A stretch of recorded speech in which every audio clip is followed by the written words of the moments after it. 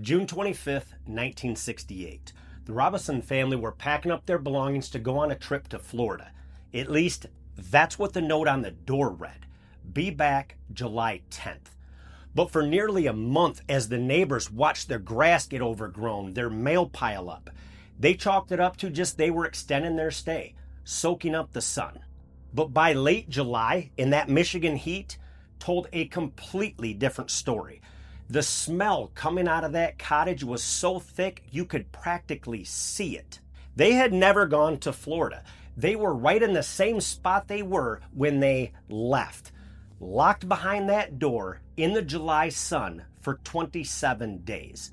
Now, the Robisons weren't no ordinary family. Richard owned a successful publishing and advertising agency. He owned R.C. Robinson and Associates and a magazine called Impresario. He was a millionaire. He owned a jet, had a beautiful wife named Shirley, 4 kids that had their entire life in front of them. That cottage in Good Hart, that was a summer sanctuary. That was a place to get away from the busy city life. They were the type of family that you looked up to, that seemed untouchable. But behind Richard's successful business was a parasite feasting on the profits. And that parasite was about to be backed into a corner. The Robisons weren't going on vacation in Florida. This was for business because Richard was looking to expand. And to expand, you need capital. So he gets on the phone with his banker. He's expecting a $200,000 deposit to go through at any moment. That's about $2 million today. But the guy on the other end of the phone doesn't have good news.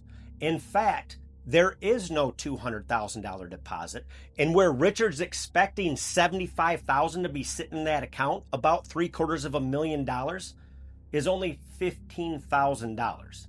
And the man running Richard's business, his friend, his business associate back in Detroit, Joe Scolaro.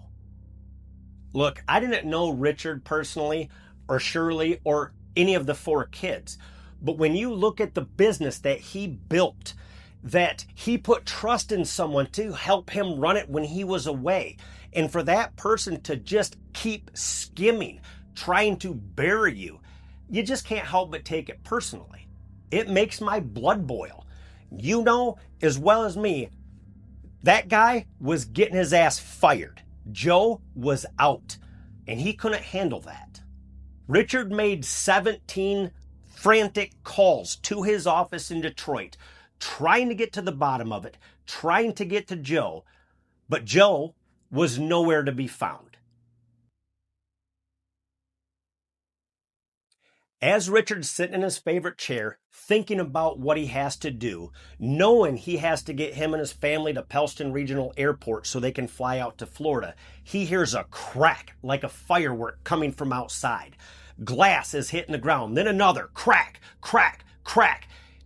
He knows they're under attack. Richard gets up and he tries to bolt towards the back room to a closet where he has a rifle. And as he looks down, he realizes he's bleeding from the chest, and he's fading fast. The killer comes around to the unlocked front door, opens it with everybody in a panic, proceeds to keep firing, pulls a .25 caliber Beretta, finishes everybody off. Once he knows they're down, he proceeds to shoot them in the head. He picks up a claw hammer and bludgeons Richard and Shirley. And when he's done, he drops the bloody hammer, walks out of the cottage, closes and locks the door, and leaves a note. Be back July 10th. For 27 days, that cottage was a tomb. Now, Joe's brought in for questioning. And right off the bat, he's given this, he's like a brother to me, acting shocked that this even happened. But he kept giving multiple inconsistent stories. He failed 3 lie detector tests. A bloody boot print that was found at the scene matched a pair of boots belonging to Joe. But the problem was those boots that they found in his closet were brand new. They found shell casings at one of Joe's family's private shooting ranges that matched the casings at the scene. But we've got a bloody hammer. Problem is, we don't. The sheriff was on vacation, first vacation in 8 years. His undersheriff took over, only been on the job for 30 days. He picked up the hammer with bare hands, wiped it clean to show the reporters.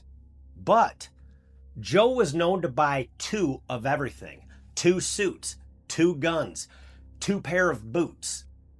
But Emmett County didn't want to prosecute because they didn't want to spend the money and have to go up against some big shot lawyer out of Detroit. But 5 years later, in 1973, a new prosecutor was in town. And he picked up the cold case and he decided he was going to prosecute. By this point, Joe had ran Richard's company into the dirt. Constant fraud, constant skimming off the top. And Joe caught wind that this new prosecutor, Joe was facing an indictment. So he sat down and wrote 2 suicide notes, both addressed to his mother. And the final one said, P.S. I had nothing to do with the Robisons. I am a cheat, not a murderer. Now, why would somebody say that? So important that his mom knew that, look, I used your name in check fraud, everything else. I'm a cheat, fraud, a thief, but I didn't murder anybody. A mother can forgive a lot of things. One thing she wouldn't be able to forgive is shooting a 7-year-old girl in the head because you got caught cheating. I don't know. He was dead before they were ever able to prosecute, so he never faced trial. You tell me what you think. Did Joe do it? If I was a betting man, I'd push all my chips on Joe Scolaro. Thank you for watching.